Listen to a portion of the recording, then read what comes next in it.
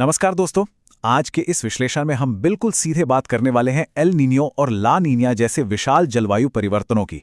इस चर्चा की शुरुआत हम समय में पीछे जाने वाली एक ऐसी ऐतिहासिक यात्रा से करेंगे जो दिखाती है कि हमारे महासागरों में होने वाले छोटे से छोटे बदलाव भी कैसे पूरी दुनिया का नक्शा बदल सकते हैं। तो चलिए शुरू करते हैं।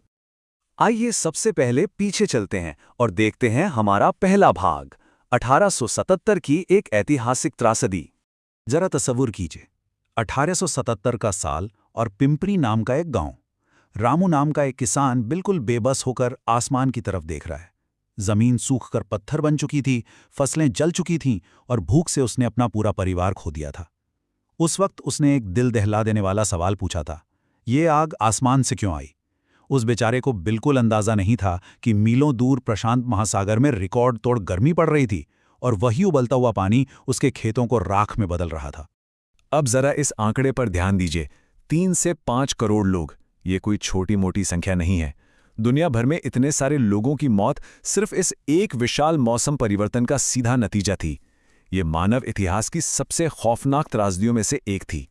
इसको और थोड़ा करीब से समझें तो इस चार्ट के मुताबिक उस वक्त पूरी दुनिया की आबादी का लगभग 3.5 से 4% हिस्सा बस सफाया हो गया था।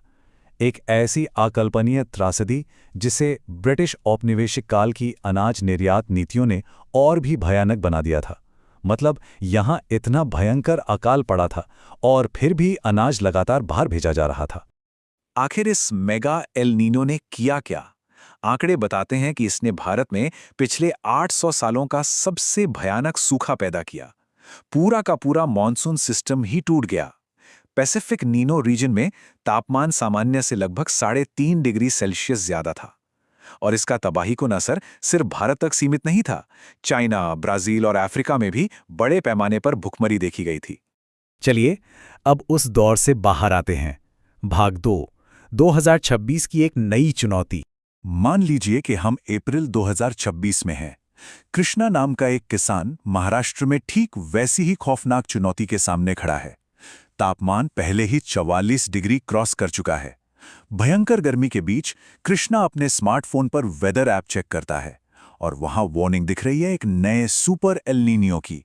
एक ऐसा बदलाव जो पूरी दुनिया में गर्मी के नए और खतरनाक रिकॉर्ड बना सकता है। लेकिन यहां एक बहुत बड़ा और सकारात्मक अंतर है। 1877 में जहां लोग बिल्कुल बेबस थे, वहीं 2026 का यह आधुनिक समाज हमें लड़ने का एक बेहतरीन मौका देता है। आज हमारे पास एडवांस्ड वेदर ऐप्स हैं, फसल बीमा है, फूड बैंक्स हैं और ड्रिप इरिगेशन जैसी तकनीक है जो लाखों जानें बचा सकती हैं। हम अब पहले जैसे लाचार नहीं हैं। इन मौसमी घटनाओं का एक और बहुत बड़ा पहलू है। आइए देखते हैं भाग 3, ला नीना आखिर क्या है। बहुत ही आसान शब्दों में समझें तो ला नीना एल नीनो का बिल्कुल उल्टा, यानी उसका ठंडा फेज है।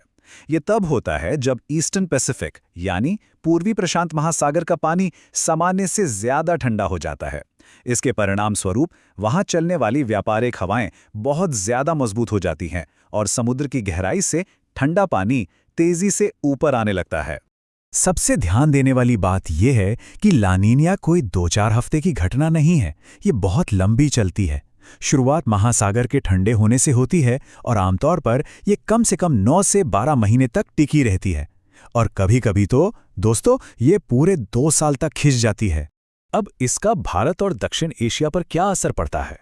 ला नीना का सीधा सा मतलब है बहुत जोरदार मॉनसून। इससे चावल और मक्के जैसी फसलों की बम्पर पैदावार होती है और डैम्स पानी से भर जाते हैं। पर इसके साथ ही फ्लड्स यानी बाढ़ और भूस्खलन का खतरा भी कई गुना बढ़ जाता है।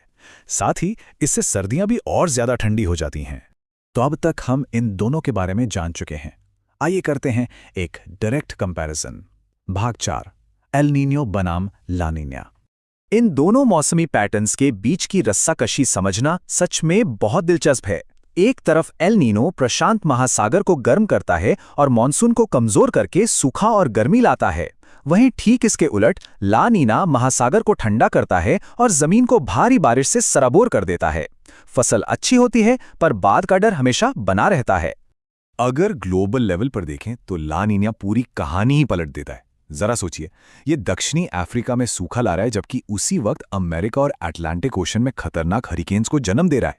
इसके अलावा साउथ अमेरिका के तटों पर ठंड और सूखापन बढ़ जाता है, जिससे वहां फिश फार्मिंग इंडस्ट्री को काफी नुकसान झेलना पड़ता है।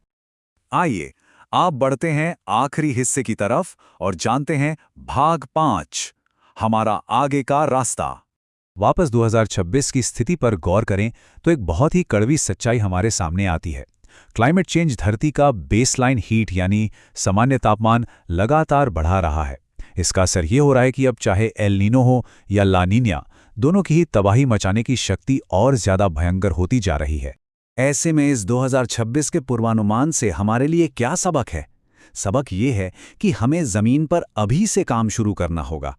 पानी बचाना, कम्युनिटी टैंक्स बनाना, मौसम झेलने वाले मजबूत बीज अपनाना और वेदर अलर्ट्स पर लगातार नजर रखना, ये सब अब सिर्फ ऑप्शन नहीं बल्कि हमारी जरूरत बन चुके हैं।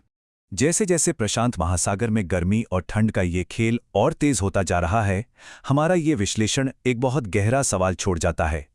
हमारी इतनी आधुनिक तकनीक और उन्नत विज्ञान के बावजूद जब आमना सामना प्रकृति के आग बबूला रूप से हो, तो क्या हम सच में उसके साथ तालमेल बिठाने और समझौता करने के लिए तैयार हैं? ये एक ऐसा सवाल है जिसका जवाब आगे चलकर हम सभी को ढूंढना होगा। आगे और ऐसी ही ज्ञानवर्धक चर्चाओं के लिए जुड़े रहिए।